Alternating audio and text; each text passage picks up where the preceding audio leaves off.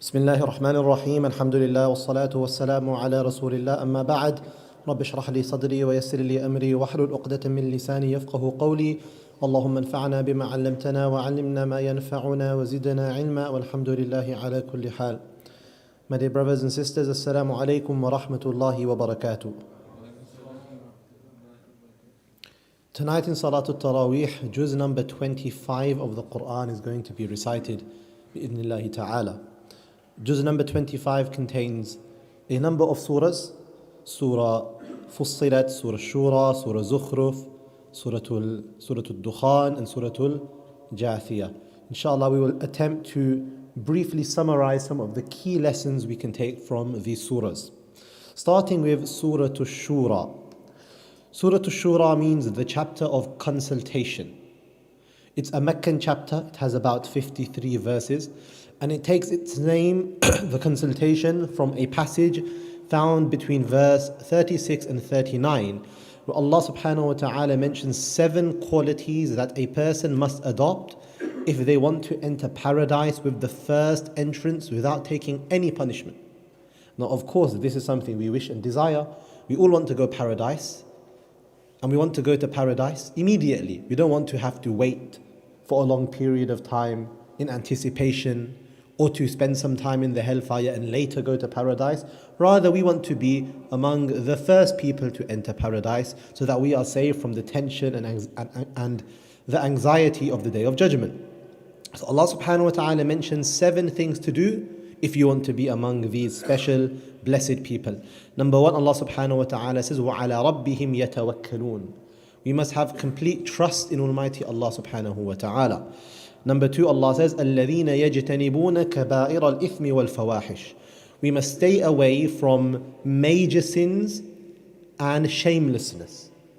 So any form of major sin, and in particular Allah singles out shamelessness, immodesty. Because as we know, as we have discussed before, when immodesty enters a society, the whole society will now crumble. The whole fabric of the society is now corrupt. So those who stay away from major sins, and in particular from shamelessness. Have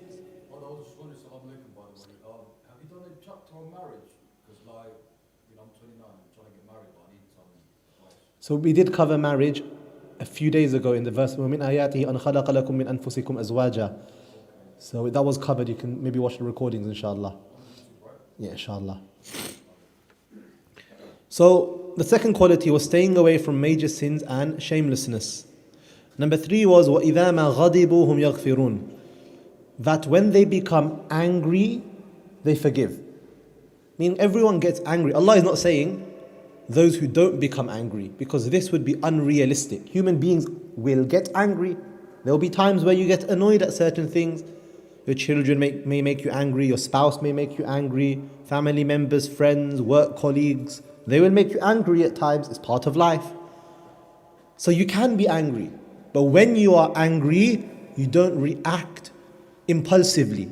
You don't react in an unbefitting manner. Rather, you keep yourself in check, you control yourself, and you respond with kindness, you respond with forgiveness. You do not lash out at people. وَإِذَا مَا غَضِبُوا هُمْ يَغْفِرُونَ. This is quality number 3. The fourth quality is those people, وَالَّذِينَ اسْتَجَابُوا لِرَبِّهِمْ وَأَقَامُوا الصَّلَاةَ. Those who responded to their Lord and established the prayer.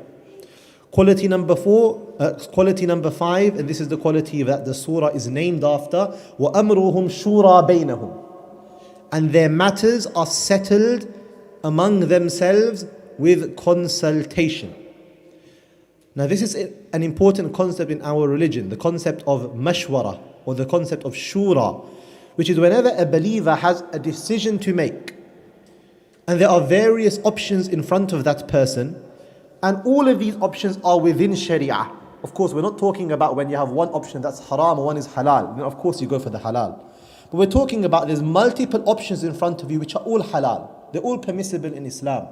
It could be in regard to something you want to study. You have a few options. What should I study? Which A level should I take? Which GCSE should I take? Which degree course should I take?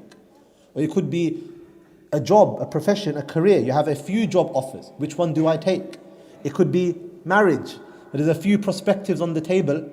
You don't know which one to go with. So you make the concept of shura, mashwara, to get a second opinion. This is an important concept in our religion. We have been taught al-anatu min Allah wal-ajalatu min ash-shaytan. That hastiness is from shaitan, and taking your time and being calculated is from Allah. We shouldn't make decisions in a rush. Some people, they just make a decision and they regret the decision afterwards. They don't think. A lot of the time, when the youngsters, when they go into A-levels and degrees, they just do a degree that their friends are doing. And sometimes when I speak to them, I say, did you think it through? Why are you doing this particular degree? Why are you putting yourself in debt to do this particular degree? Where is it going to take you in life? Is it worth it in the long term? Or are you just following, oh, my friend's doing that degree, so I'll do it? You haven't consulted anyone, you haven't discussed with anyone, you haven't weighed up the pros and cons, you're just going with the flow. This will then end up in regret, because you might finish the whole degree and then realize afterwards, well, you know what, I wasn't even passionate about this in the first place. I only did it for the sake of it. And then you end up having to change careers or do another degree, and you wasted time and money. So it's very important, whenever you're making a decision, you use the tool of mashwara, of consultation. It's mentioned in Al-Adab al-Mufrad, which is a book of Imam Bukhari rahimahullah, that Rasulullah sallallahu alayhi wasallam said after reciting this verse, مَا تَشَاوَرَ قَوْمٌ قَطُّ إِلَّا هُدُوا لِأَرْشَدِ أَمْرِهِمْ. No people consult in regards to a matter except they are guided towards that which is better for them. The best affair, the best matter, the best decision.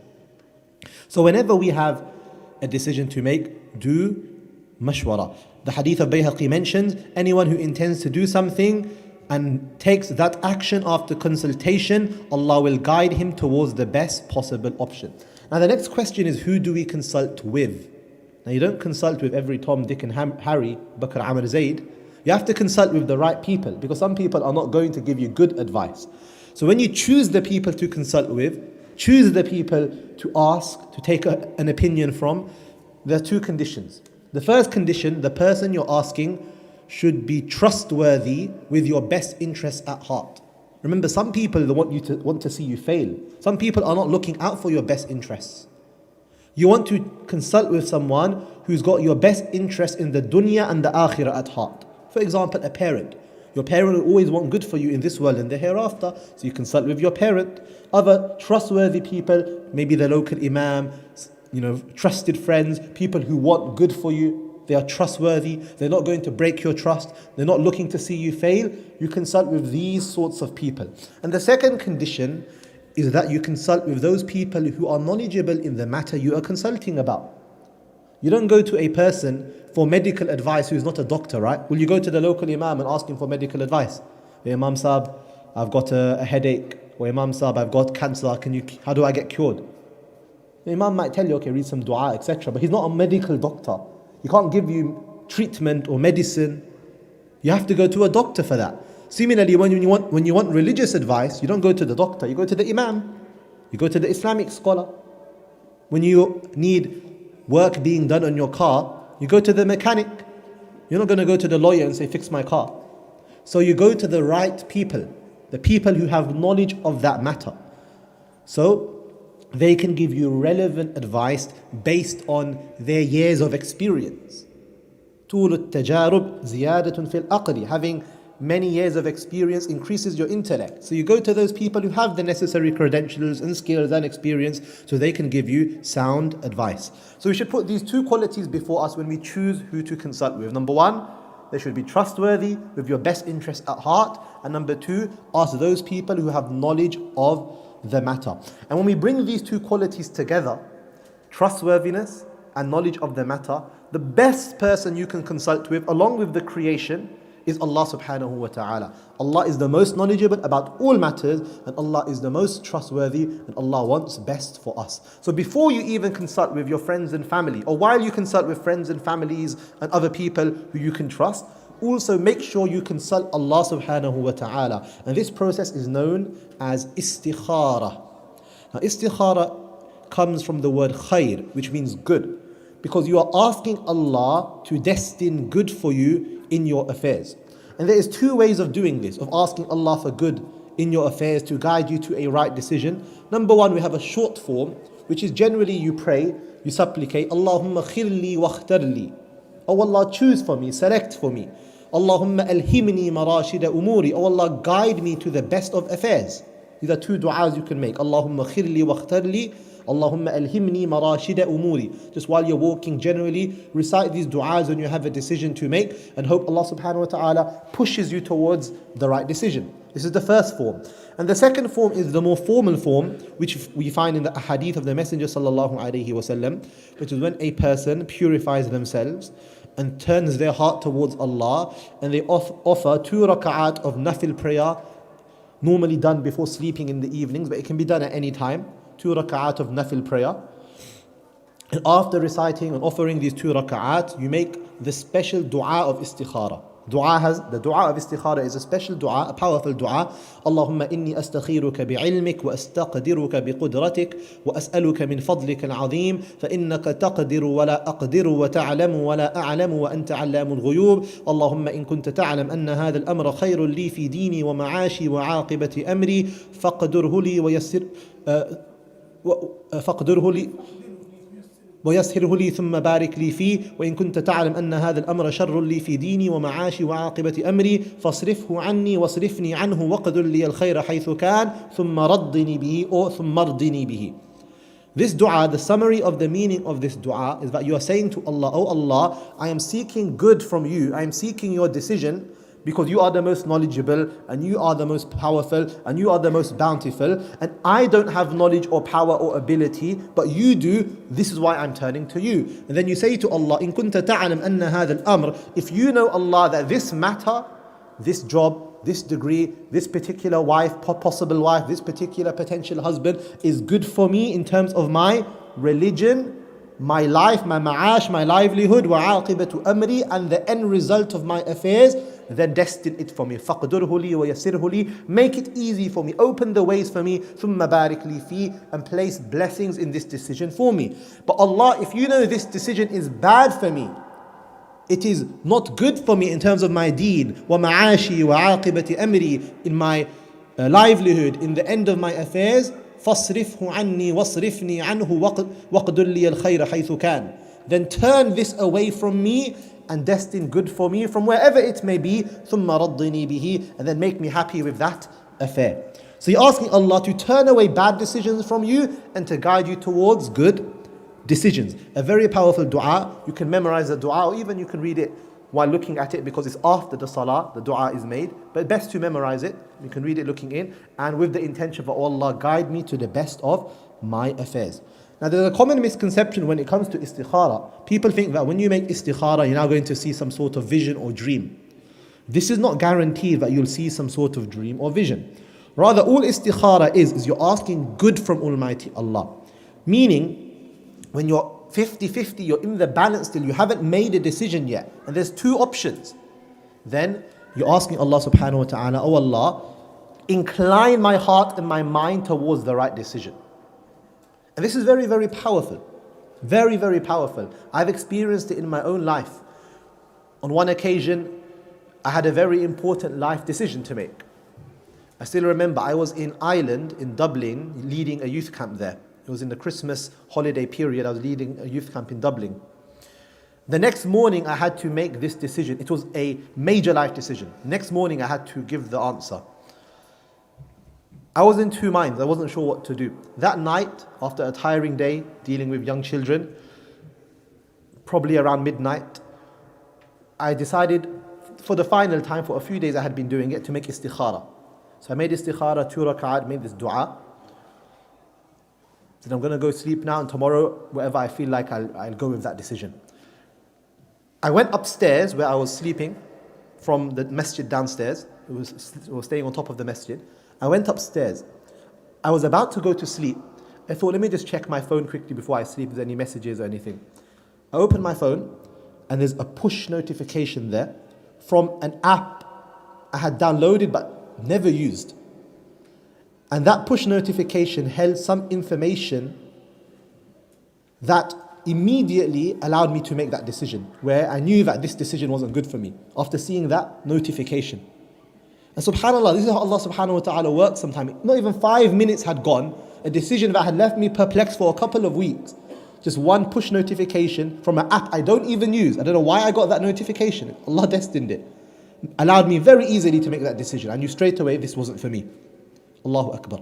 So Allah might show you a sign like that. Allah might show you a dream. Allah might show you a vision. Or Allah will just incline your heart towards the right decision. Meaning you might have felt inclined towards marrying a certain person, but Allah will give you second thoughts. He'll make you start second guessing yourself. It's a sign that maybe this isn't good for you. Or maybe you weren't sure, but Allah, after istikhara, you find yourself becoming inclined towards marrying this certain person. It's a sign that Allah is saying this is good for you. So we should make istikhara in all of our affairs. This is the lesson we take from Surah Ash-Shura. And this was the fifth quality about mashwara. Believers always make mashwara and consult about all of their affairs. We now come to quality number 6 of the original 7 we were talking about, which is وَمِمَّا رَزَقَنَاهُمْ يُنْفِقُونَ, which is to spend from the wealth Allah has given you. And the final quality, وَالَّذِينَ إِذَا أَصَابَهُمُ الْبَغْيُ هُمْ يَنْتَصِرُونَ, those people who enforce justice when wronged. So these are the 7 qualities that will allow you to enter paradise among the first people. And a really important one for us today, a new concept, is to always consult in all of your affairs. Sometimes as youngsters, this one's for the youngsters, you don't like telling your parents things. Like, oh, mom and dad don't know. And you just like to make your own decisions in life. But you'll realize much later on, when you get older, there was a lot of wisdom in what your parents used to say to you. So even if you don't like it, or you think mom and dad are backwards or old-fashioned, still consult them. Still ask them about all of your affairs. Even if you don't go with their decision, at least for their blessings, for their advice. You have to give importance to your parents. Allah subhanahu wa ta'ala has made them your parents for a reason. And it's our duty to be dutiful to our parents. So always consult your parents before making any important decision in your life. Wallahu a'lam. Moving on, the next surah is Surah Al-Zukhruf.